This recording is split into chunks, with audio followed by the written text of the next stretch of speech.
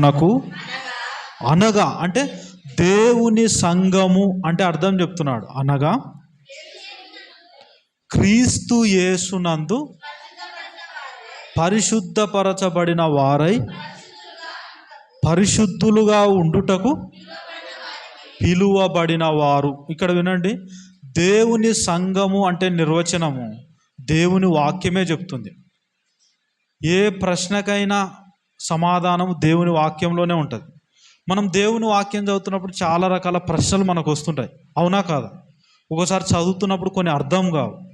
అర్థం కాని వాటికి కూడా సమాధానం ఎక్కడుంటుంది? దేవుని వాక్యంలోనే ఉంటుంది.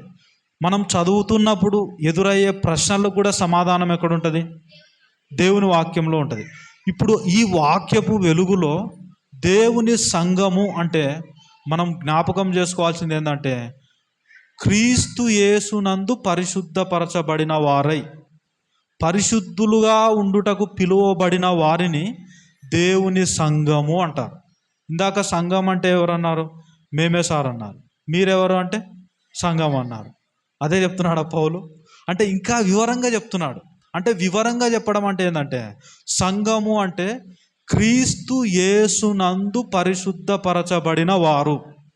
చెప్పండి, సంఘం అంటే ఎవరు?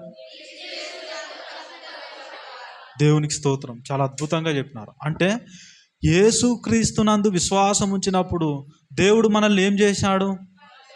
పరిశుద్ధులుగా చేసినాడు. ఏం చేసినాడు? కాబట్టి ఇక్కడున్న మీలో ఎంతమంది అయితే యేసు ప్రభును అంగీకరించినారో మీరందరూ ఎవరు అంటే పరిశుద్ధులు. మీ పేరేం పేరు? నా పేరు రాణి అని రాణి చెప్పుకోవచ్చు. నీ పేరేం పేరు అంటే రవి అని ఆయన చెప్పుకోవచ్చు.